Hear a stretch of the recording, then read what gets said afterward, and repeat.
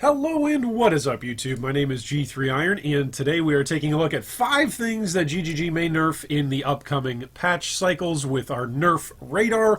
Those of you who are new to the channel, you can go ahead and like, subscribe, and ding the bell for notifications about more video discussions just like this one. If you're a veteran of the channel, then you should notice that of course there are some timestamps placed above my slightly balding forehead for your convenience if you ever want to jump ahead or go back and revisit or timestamp and cite any of these wacky, stupid arguments that I am going to be making today and make fun of me for making them. So, what is it that we are going to be doing today? Our disclaimer is that first off, we are giving at least one argument for why GGG should nerf something that is presently popular.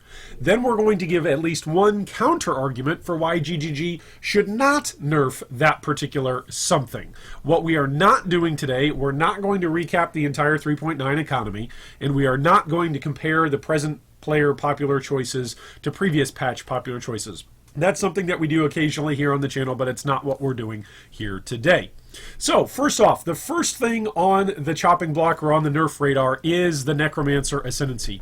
Right now in Metamorph Softcore, there are 29% of players from level 96 to level 100 are made up of Necromancers. Now, you might say, oh, Iron, that's a big number. It needs to be nerfed, and it needs to be nerfed right away. Well, then you're going to love these reasons that we have for you on why GGG should nerf Necromancers. And there's a lot of Necromancer hate out there. I'm actually surprised over the last week or so just how many people in guild chat and right here, you on the community channel of YouTube, have just come out with like absolutely hating Necromancers for whatever reason. I don't know why. But anyway.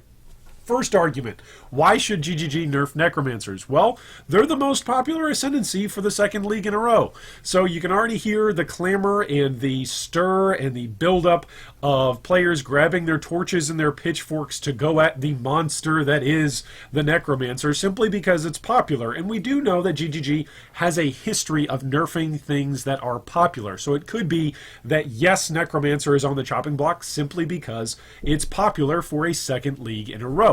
Second reason why GGG should nerf Necromancers are that Necromancers are rather boring to play and they actually hurt player retention.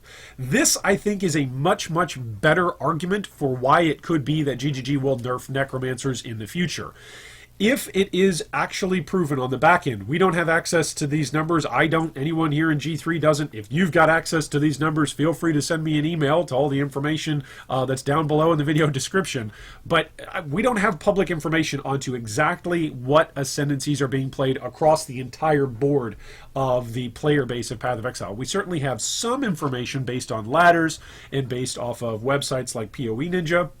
But we don't have the total image or the total scope of information as to how popular Necromancers are, or which as a subclass or as a starting class, in comparison to other classes in general. So, for instance, what do new players think of Necromancers? What do players who first just maybe make it to Act 3, to Sarn, do they choose Necromancers in a disproportionate fashion to other players and to other ascendancies?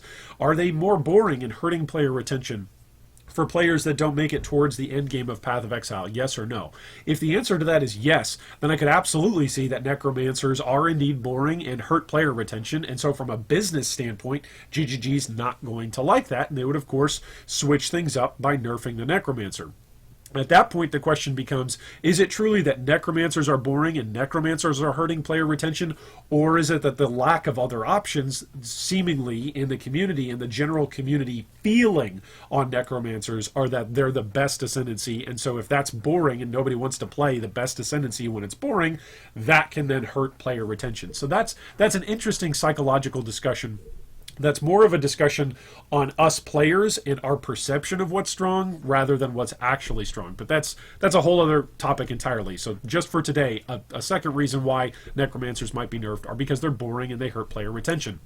The third argument for why GGG should nerf Necromancers is that they are simply too cost-effective for 3.9 endgame content. You can go and look and see a whole bunch of players in solo self-found with just, again, self-found, self-crafted gear taking on endgame content using Necromancers and using various forms of summoners versus, well, everything else. And it seems like it's disproportionate, right? It seems like it's a lot easier for bang for your buck, as it were, if I can use the colloquialism, to progress and to take on endgame content with a Necromancer than it is with almost anything else. Maybe Miners and Saboteurs are up there as well, but in terms of the cost effectiveness for defenses as well as for offenses, Necromancers are simply perceived as being too cost effective, and so maybe they'll get a nerf in some way where you've got to invest more in order to get the same return on your power level.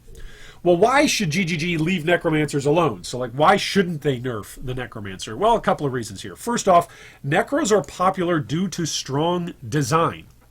With the changes to the way how the Necromancer operated with unnatural strength, giving all of your minion gems +2 to minion gems, we kind of had this weird moment with the Necromancer where it was like, oh, you don't have to play Necromancer in order to play all of these various skills, because all of these various skills, and particular skills that were tied to the Necromancer, are getting pulled off of the Necromancer and are getting pulled onto the passive tree.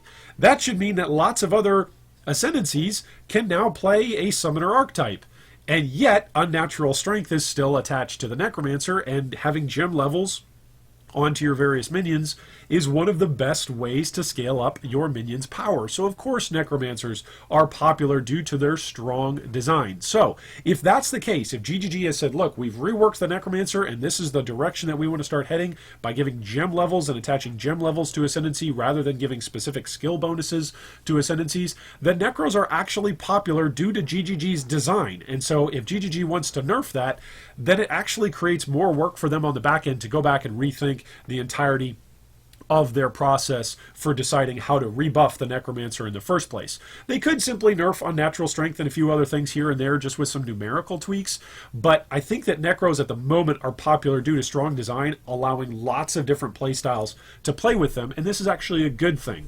Which brings us to our second point, why GGG should leave Necromancers alone.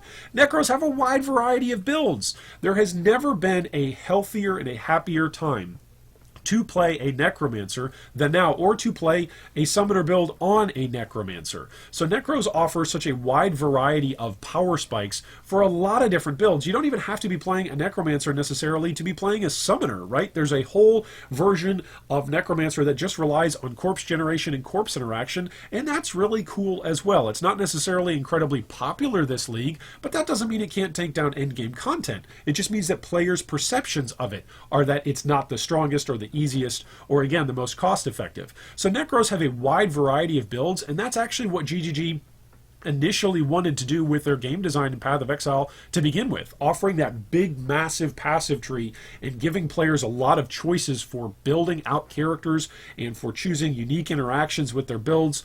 This is like bread and butter of what Grinding Gear Games was aiming for when they first built Path of Exile. So you might actually say that Necros right now, despite their popularity, are actually a symptom of really good design, allowing for a wide variety of builds to be played with that particular Ascendancy. The third reason why GGG should leave Necromancers alone is that Necros are not even close to previously nerfed percentage of popularity for Ascendancies, right? Oftentimes, when an Ascendancy gets hit, it's because it's like 40% or above, maybe even 35% and above, and simply dozens and dozens and dozens of players are playing one particular Ascendancy and choosing one particular Ascendancy over another. When you've got like more than half of the Ascendancy options below like 3%, and then you've got like 1 to 2 Ascendancy options that are like 30% and above, that's oftentimes when GGG brings down a hard nerf hammer. And right now, Necromancers may continue to climb throughout Metamorph League, but at the moment, as players are getting more and more currency in Metamorph League, more and more players are actually branching out. So I think we're actually at a point in time in 3.9 Metamorph League that Necromancers are either close to their peak or already at their peak in terms of popularity. And more players, as they acquire more and more currency, are going to spread out their wealth across a wider variety of Ascendancies as they try out different builds. So Necros not even being close to previous nerf percentages would be the third reason as to why they ought to be left alone. Moving on to our second particular mechanic that is on our nerf radar, it's Cyclone. Well, why should GGG nerf Cyclone? A couple of arguments here. First off, it's simply too diverse. Pretty much everybody at this point in time in the league has either experimented or messed around with Cyclone, whether or not that's using a Cyclone-specific build, like whether or not Cyclone is actually the source of damage on your build or not. So for instance, right now, Necromancers are using Cyclone so that way they can proc Spirit Offering on themselves. Also, Headhunter users are, of course, using Cyclone because, well, why not? Fortify users are using Cyclone on their boots oftentimes because you can get Fortify supported on your boots, and so you can just throw like Cyclone in on your boots as a 4-link or a pseudo 5-link, and then you can have your main skill be something else entirely, right? COC, Cast on Crit, is massive for Cyclone, along with Cast While Channeling is massive for Cyclone. Like, Cyclone right now is so diverse. If you can think of a build right now, there is probably a way that you could fit Cyclone in, either as your movement option, as your Fortify proc, as your main DPS skill, as an auxiliary skill, as something that's a utility-based skill that just helps out your build. It's incredibly diverse. So some folks might actually look at Cyclone and say, yeah, sure, that's nice, but that's actually too diverse for a particular skill. It's not niche enough. The second reason why Cyclone should be nerfed is it makes anything else that is melee feel bad. Like, if you go in and you play Ground Slam versus playing Cyclone, like, those are two completely different experiences, right? They feel different.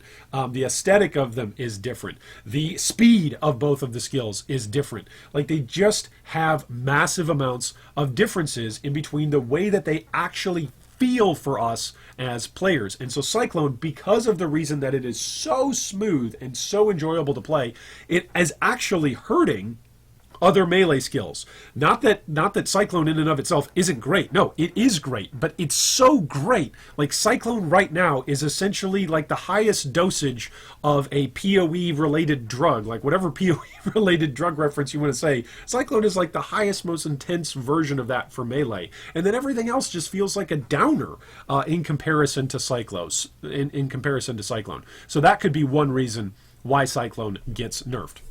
Why should GGG leave Cyclone alone? Well, a couple of reasons. One, Cyclone should be what PoE build design is all about. Flexibility.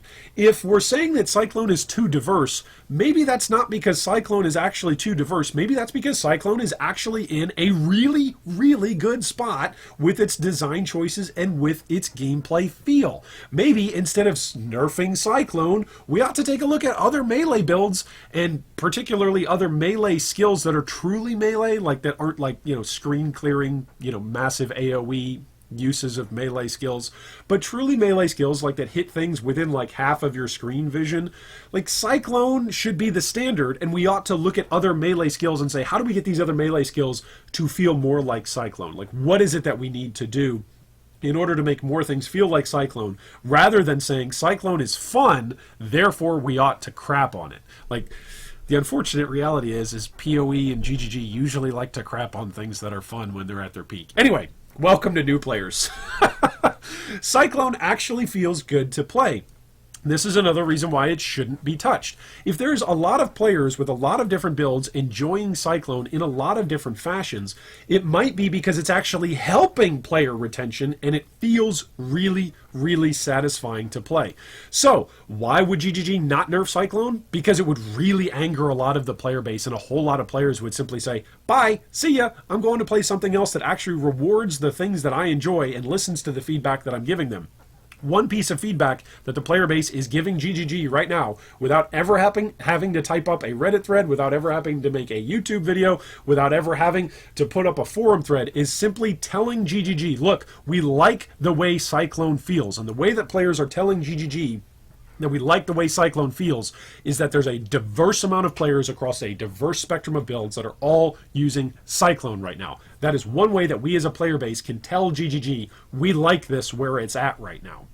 Our third particular item on the radar is acrobatics and phase acrobatics. Now, those of you in Guild and who I've chatted with personally on this topic, you know that this is something that I'm shocked has not gotten hit pretty much for the last year.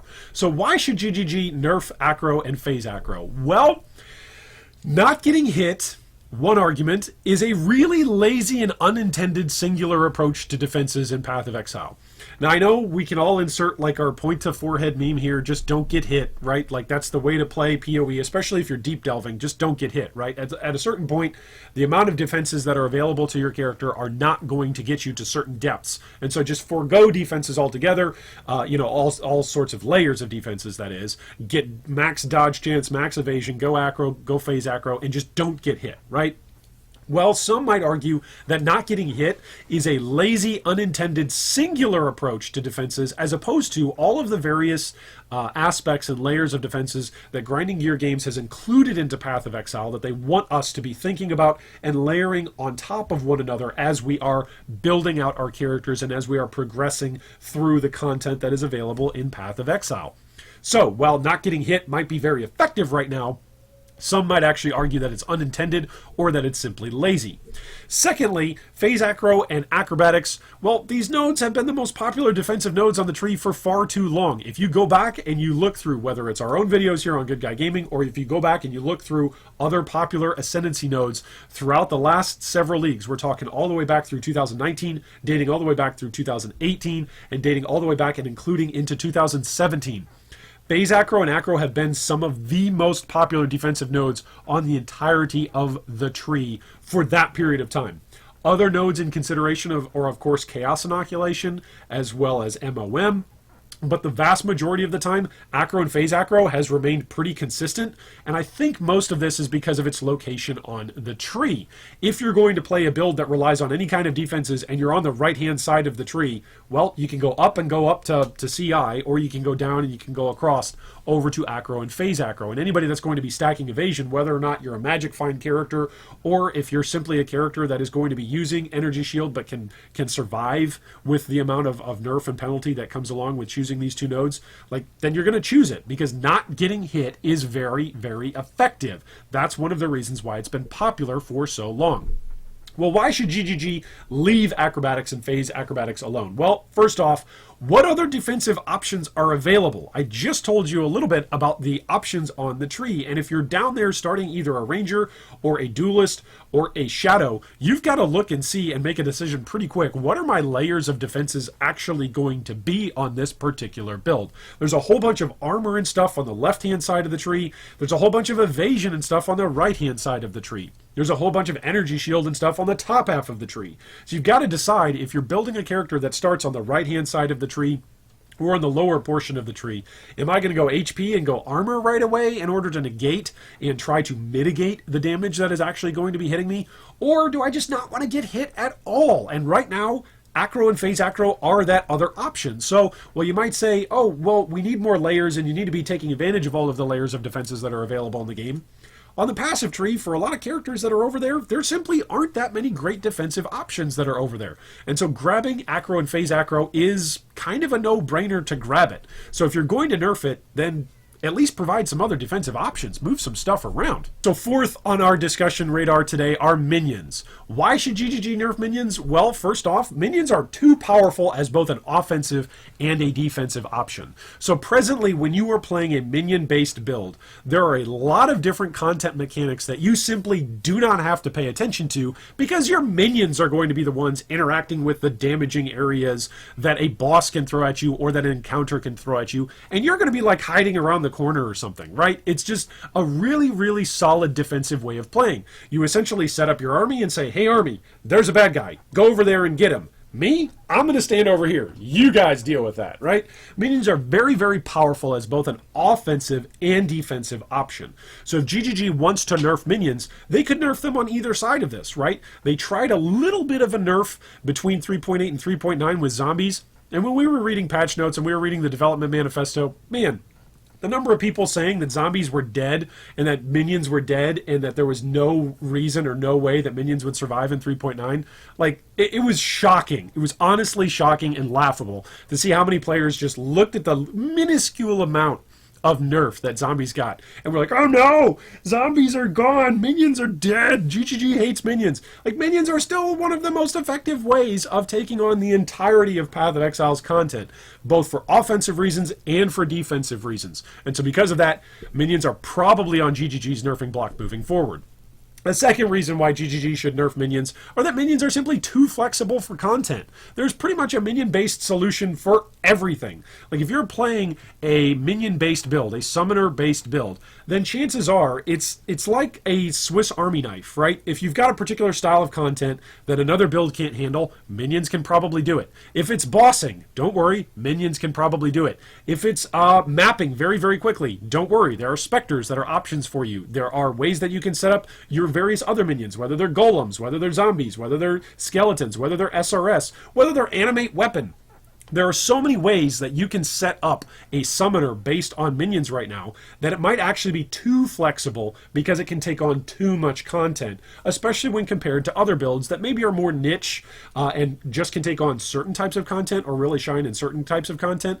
It could be that GGG looks at this and says, you know what, minions are too good across the board for too many different types of content, and therefore we're going to nerf it. Well, why should GGG leave minions alone?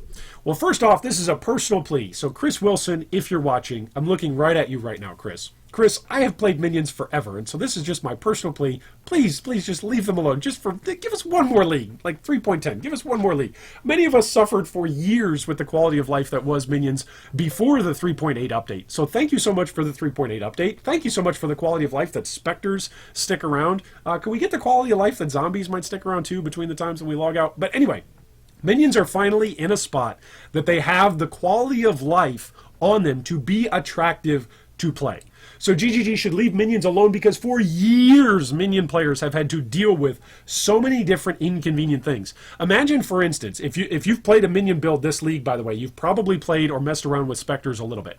Imagine if every single time you logged into Path of Exile, you had to go to a particular instance and a particular map, because it used to be that Raise Spectre was actually associated with the map and the tier of the corpse that you were raising in the map that you were raising.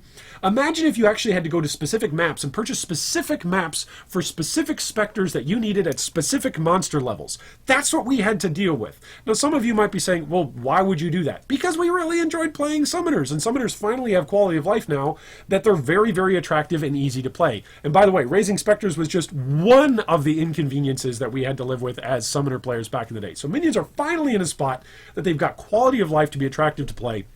Please, please, please leave them alone. Secondly, minions will easily be less popular with buffs to spells, bows, and melee than with nerfs to minions. So yes, we could go in and change the numerical value on minions, but my argument here is that actually minions as a gameplay style will almost always be less popular. Players are enjoying playing as summoners right now using minions because it's very, very strong. But if it's not seen as the most strong thing, right? When spells were better, when bows were better, when melee was better with updates, everybody was playing that stuff rather than dealing with the headaches on minions.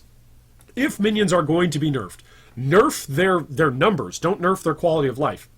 Feel free to nerf their numbers, and if those numbers come down a little bit, that's okay. Those of us that are used to playing minion builds will figure out solutions to hit those same numbers or similar numbers in the future, but don't take away the quality of life. Like, buff the quality of life on spells, bows, and melees. Bring them up to compete with minions, rather than saying, oh, minions, you guys are having fun, too much fun, time for the Nerf Hammer to come out.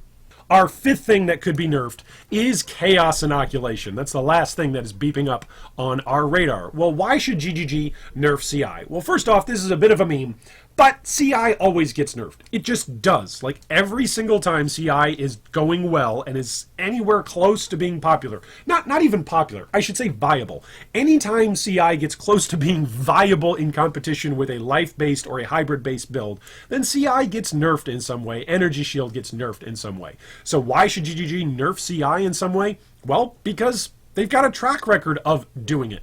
Secondly, CI has had a good year in 2019, so why not rotate the meta, which GGG seems to be doing more recently, and let HP boys rule in 2020. A third reason why GGG should nerf CI is that CI trivializes way too much content that GGG has worked hard to make difficult. I'm going to cite something here that some of you may know about, some of you may not remember.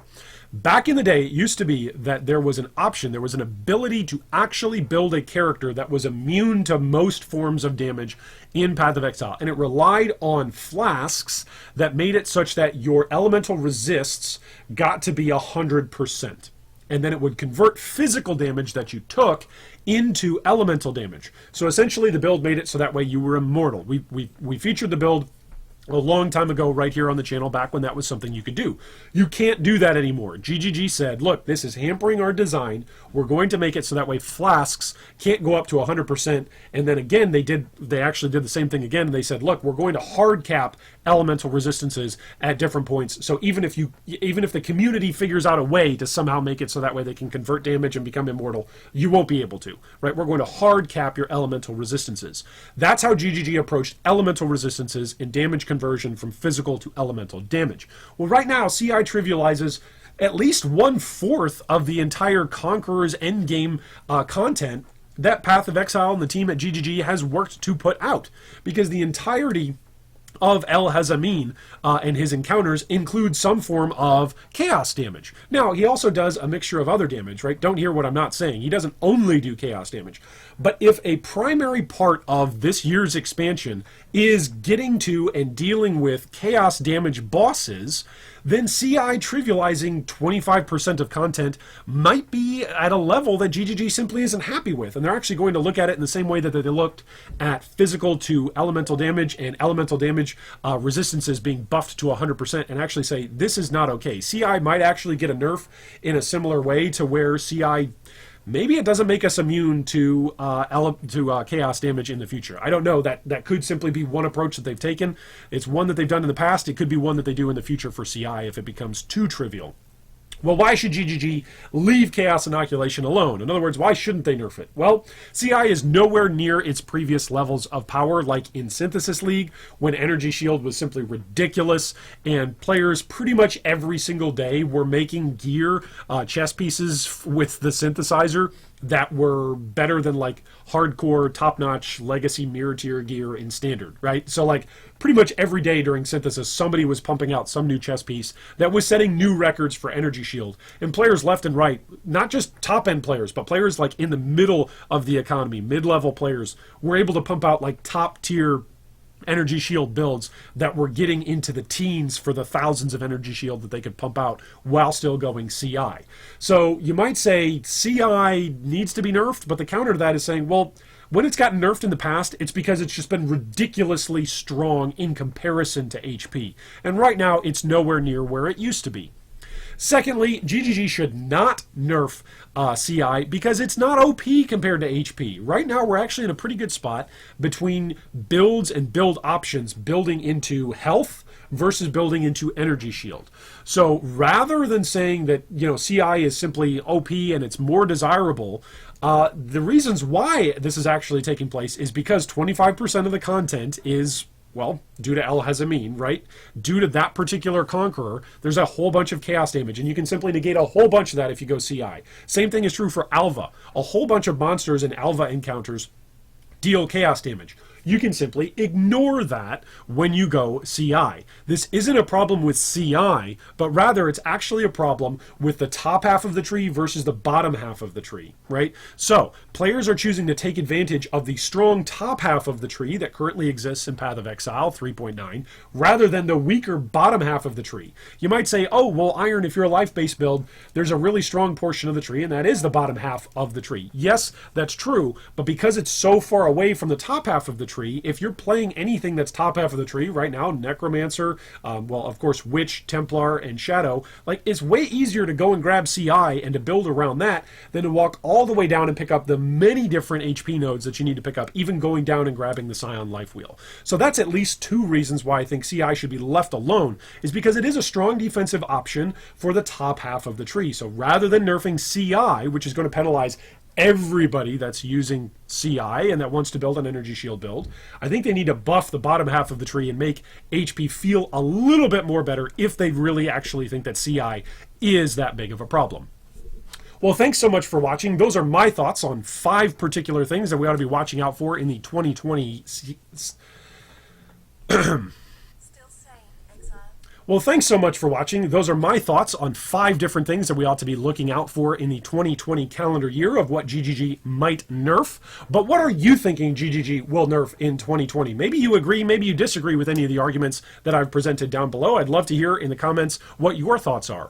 Also, what approach do you think GGG will take for reworking Ascendancies between now and Path of Exile 2? I'm very much looking forward to whether or not GGG decides on another nerf and buff cycle, or a rework cycle, or maybe even some sort of mechanism where we might see some buffs and some changes to the Scion wheel, which we really haven't seen much over the last year or so. Once again, thanks so much for watching, and I hope today is the day a Mirror of Galandra drops for you. Thanks for watching that video. If you'd like more information on any of our discussion points today, you can see them down below in the video description. If you'd also like to join our Discord or support our Patreon, you can do so with the links down below. Thanks again, and big shout out to all of our Patreon supporters.